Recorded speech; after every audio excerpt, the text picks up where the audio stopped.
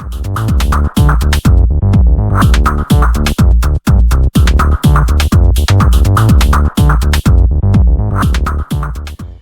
we are then, carburetor number one. So we're going to rebuild carburetor number one. Here's all of the parts, all cleaned and laid out, ready for the reassembly. Now over here, there's all the bolts that I've readied for the cap and the float bowl, and down here are the parts that are no good. We need to replace the needle, the carb top, the spring, and the pilot jet. Now what I've decided to do is I'm going to replace all 4 pilot jets and all 4 needles. So I've bought a pack of needles, a pack of brand new pilot jets, another top and another spring. So I'll get those, and then with the kit we're ready to reassemble. Then now there's the contents of the kit and everything laid out for us to inspect. Now we've got a brand new diaphragm, there's the spring, brand new pilot jet, replacement needle, I've got 4 of them, and 4 pilot jets. There's all the other jets cleaned up. There's the float valve and the float chamber with a brand new gasket. In the kit they give you a pilot jet, air jet, but I prefer to keep the original one. They give you a new float valve, which I'll use, all of the little springs, O-rings, washers, etc. I haven't got a clue what that bit is. I haven't got a clue. And there's another top. So hopefully now we can start with the reassembly.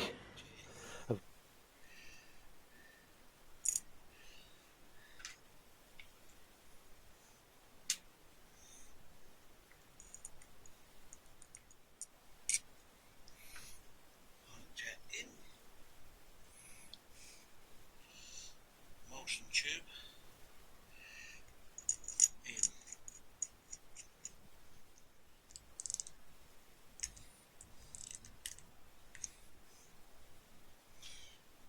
Main jet.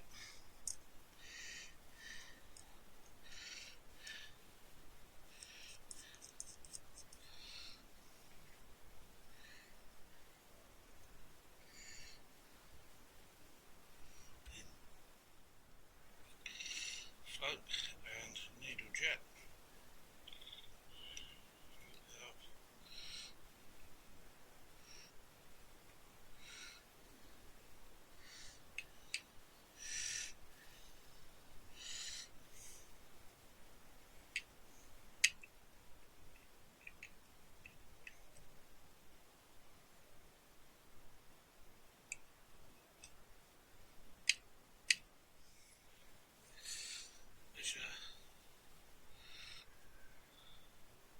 Float height 17 mil, from there to there 17 mil.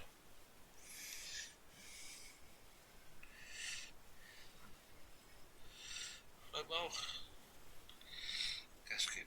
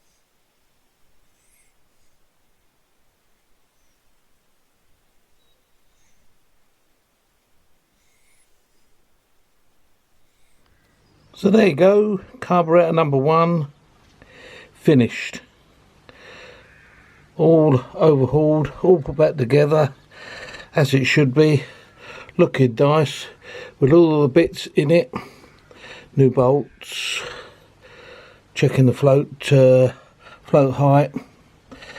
Now I've got to do that with the other 3, and when the other 3 are done and all 4 are then finished, I'll show you how to connect them all together and synchronise. And now the time to join them all together. All 4 carburetors have been built, and now all of the bits and pieces are ready to join them together to make them into a bank of carbs yet again, but this time fully refurbished, ready to let go the power.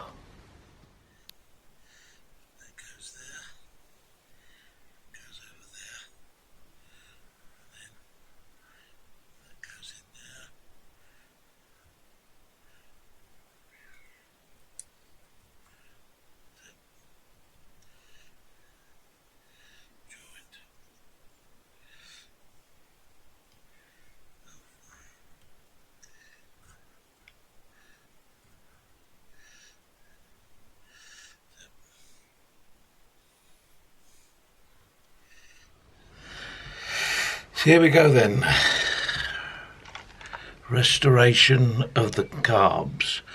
These O-rings, the O-rings that were in the kit are no good. So I've had to order the correct O-rings. It's taken ages to get these, and they fit in, and they just fit in. So I hope that they're a good fit. So we join the other carb on. Of course, I'm going to do a leak test by filling it with fuel, and let's just hope it doesn't leak there, because those O-rings are a nightmare. Then we fit the other carb, making sure the fuel pipes go into each other nice and smoothly, and there is a nice bank. Now the next thing to do is to fit the lower bracket.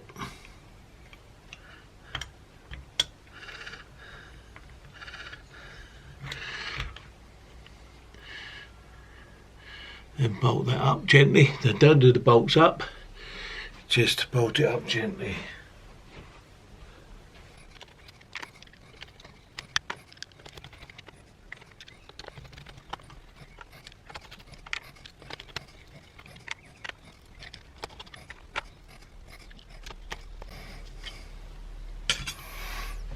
Done gently, flick it over gently, fit the next bar.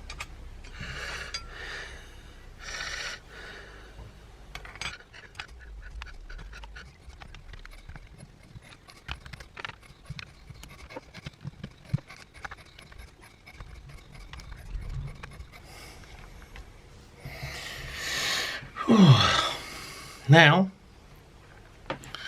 nip them all up. Nip.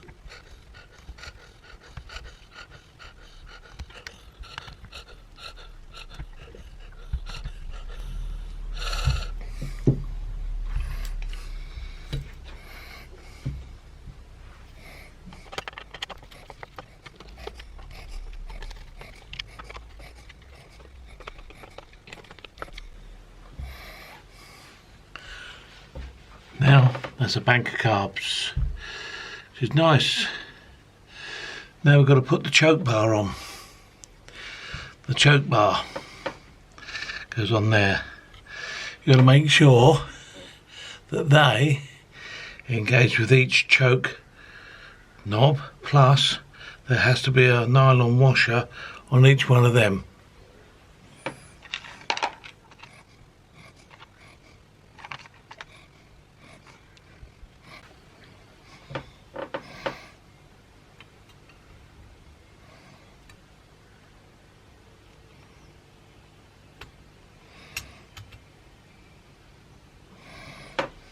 Then a nylon washer and a bolt.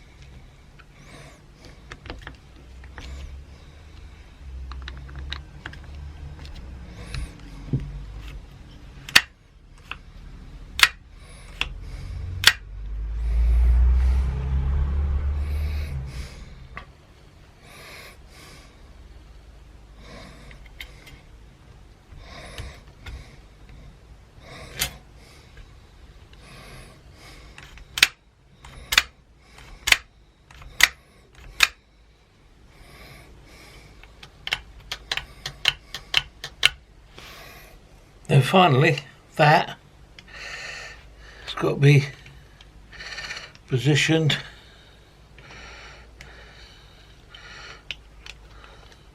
on there. So 2 of the screws that hold the float bowl on will replace, were taken out, and they bolt that on.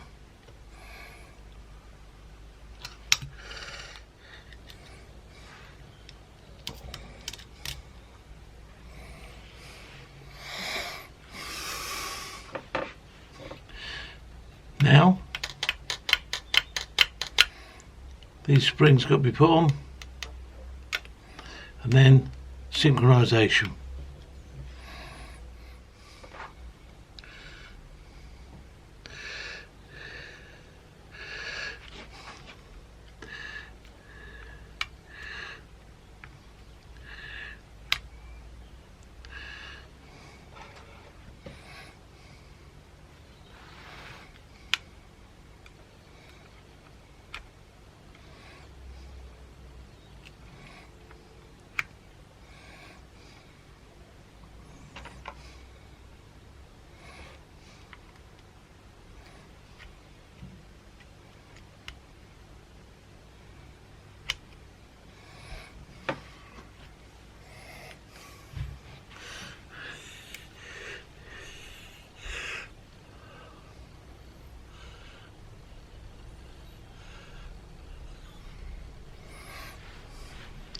Now these screws will carry out the synchronisation.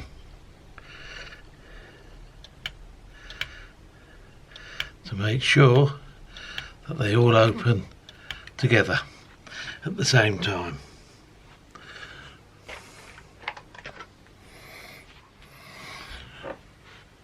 Synchronisation. And the thing about synchronisation,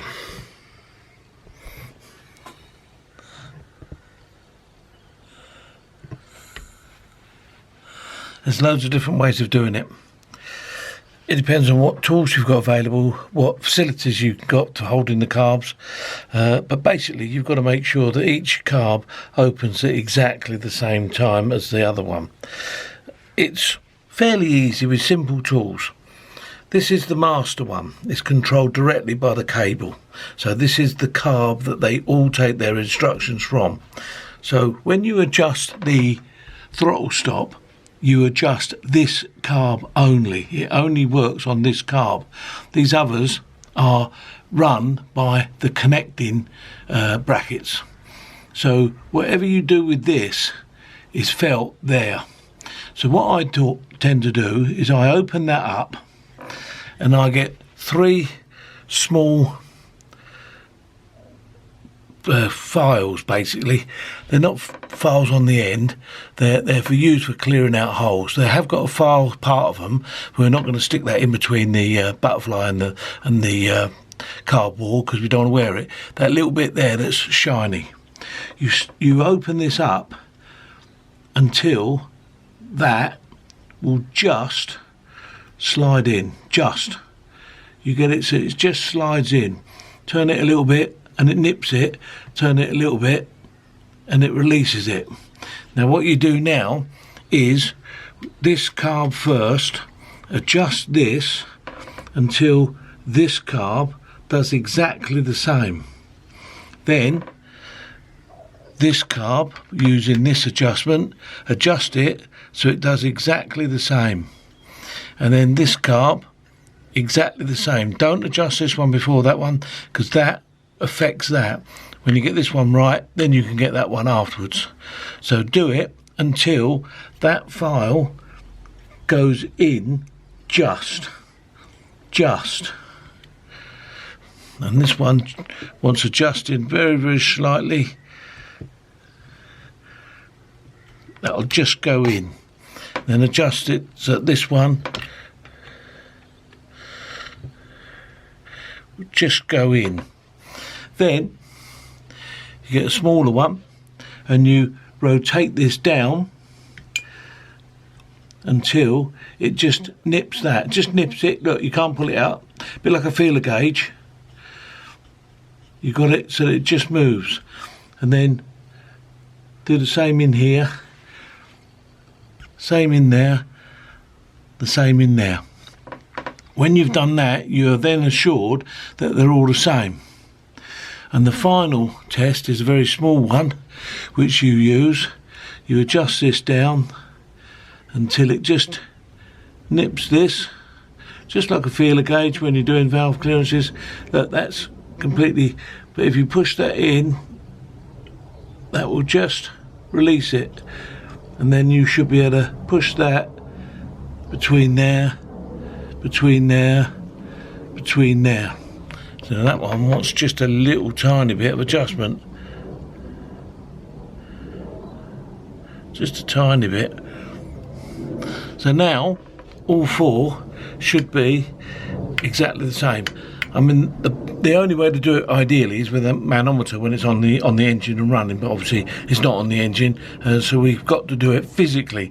This is a bench synchronization, which allows us then to fit the carbs to the bike and then carry out an in-depth synchronization on the bike. The last thing to do is to set all of the pilot air screws to the same.